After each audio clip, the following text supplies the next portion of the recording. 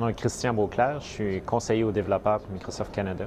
Donc, je m'occupe de tout ce qui est programmeur, développeur d'applications professionnelles, hobbyistes, étudiants à travers le Canada. Microsoft venait de sortir une nouvelle plateforme qui s'appelle Xena, c'est ça? C'est la version 3.0 qu'on vient juste de sortir.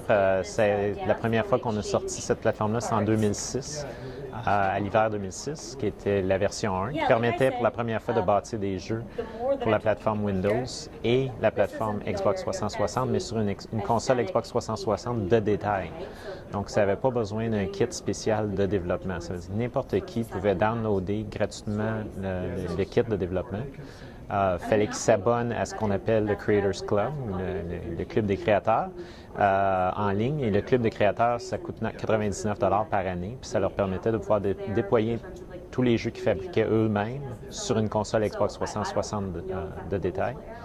Au mois de décembre l'année passée, on a sorti la version 2 qui permettait maintenant aussi de créer des jeux en réseau. Donc, pouvoir créer des jeux auxquels deux joueurs sur deux Xbox 360 à travers Xbox Live pouvaient jouer un contre l'autre, ou même avoir des jeux qui pouvaient se jouer Xbox contre Windows à travers le Xbox Live aussi. Et cette année, ce qu'on introduit, c'est deux choses avec la plateforme Xena 3.0. C'est le support de pouvoir faire des jeux maintenant pour le Zoom, qui est la troisième plateforme. Donc, le même jeu, le même engin de développement pour le Xbox 360 et pour Windows peut maintenant servir pour faire des jeux sur un Zoom, sauf que c'est seulement des jeux en 2D. Et aussi, on a introduit la possibilité de partager ces jeux sur ce qu'on appelle les jeux en communauté sur Xbox Live. Donc, ça veut dire que maintenant, les gens, les hobbyistes qui peuvent se partir un petit studio, si on veut, peuvent créer un jeu et le publier sur Xbox Live Arcade pour pouvoir avoir un revenu en plus, donc vendre leur jeu à d'autres personnes qui sont sur Xbox Live. Le marché cible de cette plateforme-là, c'est qui exactement? C'est tous les gens qui ont eu une idée un jour qui se sont dit « Si je pouvais avoir le moyen de pouvoir bâtir un jeu, moi je bâtirais un meilleur jeu que Ubisoft, Electronic Arts, etc. » Donc, tous les gens qui se pensent créateurs, qui voudraient réaliser leurs rêves, mais qui n'ont pas nécessairement les outils, que ce soit l'éducation ou la possibilité d'avoir accès à ce marché-là. Il faut faire attention souvent aussi parce que souvent les joueurs se pensent créateurs, c'est pas nécessairement toujours le cas, mais il y a moyen maintenant d'essayer, voir si on a la passion et le pouvoir de faire un jeu soi-même. L'autre chose qu'il faut faire attention aussi, c'est qu'avec la version qu'on vient de sortir cette année, on a donné maintenant la possibilité aux studios professionnels, les Ubisoft, Electronic Arts, etc., de ce monde, d'utiliser la même plateforme Xena pour pouvoir bâtir des jeux sur Xbox Live Arcade sous contrat avec Microsoft. Donc, il y a vraiment la possibilité de faire des jeux pour Xbox Live Arcade et des jeux pour la communauté, dépendant de où on s'installe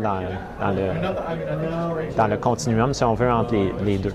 Mais maintenant, les studios professionnels, le premier studio à l'avoir fait, c'est la compagnie Torpex, qui ont sorti un jeu qui s'appelle Schizoid sur Xbox Live Arcade, qui est un jeu qui a été bâti complètement en Xena et qui est maintenant disponible sur Xbox Live Arcade. La façon que ça fonctionne, c'est que, mettons un scénario, un développeur décide de faire un partenariat, ça lance, fait un partenariat avec quelqu'un qui peut faire les graphiques parce que d'habitude, les développeurs et les graphistes, c'est pas les mêmes gens.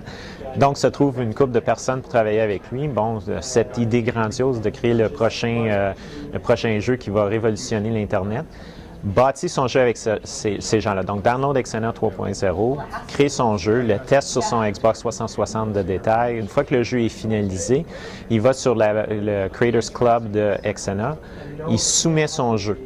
Son jeu est soumis à ce moment-là à une révision ou une analyse par ses pairs. Donc, il y a d'autres créateurs qui vont regarder le jeu. Lorsqu'ils soumettent le jeu, ils classifient le jeu. Donc, on dit combien de sang qu'il y a dans le jeu, si c'est un jeu violent, s'il y a des connotations sexuelles, etc. Donc, on ferait une classification parce que ces jeux-là sont tous considérés non classifiés au niveau de ESRB. Donc, ce que ça veut dire, c'est si une plateforme a le contrôle parental en fonction, les jeunes ne peuvent pas downloader des jeux de cette communauté-là parce qu'ils ne sont pas classifiés. Donc, ils ne fonctionneront pas à moins que le contrôle parental soit fermé sur la console. Mais il y a une classification qui se fait pareil entre les gens, parce que même si on n'a pas une classification sur son Xbox, on veut savoir à quoi s'attendre avec le jeu. Donc, les gens classifient leur propre jeu. Le réseau de pairs revise le jeu, donc analyse si vraiment le jeu fonctionne bien, si tous les niveaux, si ce que la personne a dit qu'il y avait en fait de niveau de violence, de sang, etc. est vraiment ce qu'il y a dans le jeu. Et lorsque c'est fini, lorsque les pairs disent à ce moment-là, oui, c'est un bon jeu et que la classification est bonne, le jeu est publié.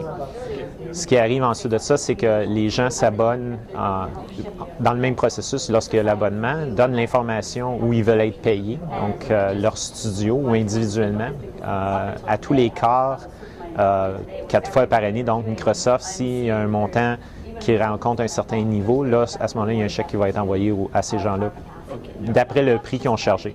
Et c'est à eux autres de justifier si leurs jeux valent 200 points, 400 points ou 800 points C'est des points sur Xbox. Oui, bien sur Xbox Live, tout est en points. Vous achetez une carte de points chez Walmart ou Future Shop, puis vous allez sur un Xbox, vous rentrez le code et ça vous donne tant de points pour acheter des jeux ou des extensions à des jeux existants. Maintenant, Xbox Live, c'est plus que juste communauté. Ça aussi, il y a les vidéos, il y a une plateforme pour les vidéos, il y a des plateformes pour acheter des extensions à des jeux. Donc, c'est tout ça maintenant qui va être couvert dans la nouvelle génération. On a voulu prouver qu'avec .NET, qui est un framework donc qu'on peut utiliser pour développer des applications, que ce soit des applications professionnelles en entreprise ou maintenant des jeux, on voulait prouver qu'on pouvait faire les deux. Donc, on a pris le même framework qu'on avait déjà sur la plateforme Windows, qu'on avait déjà été capable de mettre dans des téléphones mobiles, par exemple, en faisant une version compacte. On a pris le même compact framework pour en faire une version pour le Xbox 360 et le Zoom. Une fois qu'on a cette même plateforme-là d'exécution, le langage est le même, donc il suffit juste d'avoir les classes nécessaires comme l'engin graphique qui permet d'abstraire, si on veut, ce qu'il y a sous la plateforme et de faire des jeux. Au début, il y avait un petit peu de doute sur la capacité de faire des jeux performants, mais des compagnies justement comme Torpex, la compagnie Torpex qui a fait le jeu Schizoid, ont prouvé que c'est possible de faire des jeux là, de qualité Xbox Live Arcade justement, mais avec Xena. Où l'Internet s'en va, cette socialisation-là qu'il y a sur l'Internet. On regarde, par exemple, à ce qui est arrivé avec le domaine de l'industrie du film puis de la télévision avec YouTube. Ce genre de communauté soudainement qui s'est créée si on peut, fait trembler les fondations de l'industrie, de cette industrie-là du cinéma. Et là, on a découvert, à travers ce genre de fonctionnalité-là, des nouveaux directeurs. Donc, il y a des nouvelles personnes qui sont... C'est peut-être quelqu'un, justement, comme quelqu'un qui travaille dans un magasin, par exemple, qui n'a jamais fait ça de sa vie, mais crée le prochain vidéo que les gens de l'industrie ont dit « Wow, c'est le prochain Steven Spielberg ». Donc, c'est à travers cette possibilité-là d'avoir des choses créées par la communauté, pour la communauté, qu'on a vu que la même chose était pour arriver éventuellement avec les plateformes de jeux. Donc, on pouvait soit s'asseoir, dire comme les studios, on a un club select et rester là, puis dire attendre que ça arrive, ou l'embrasser puis dire OK, on va être les premiers à le présenter. Donc, on s'est mis là-dessus, on a bâti une plateforme sur laquelle on pouvait donner cette possibilité-là. En même temps, ce qu'on se trouve à créer aussi, c'est un nouveau marché de nouveaux employés. On travaille beaucoup avec le secteur éducationnel pour que justement ils puissent utiliser Xena pour montrer comment bâtir des jeux à l'école, dans les écoles, les collèges et les universités, et créer les prochaines générations justement de développeurs pour les jeux.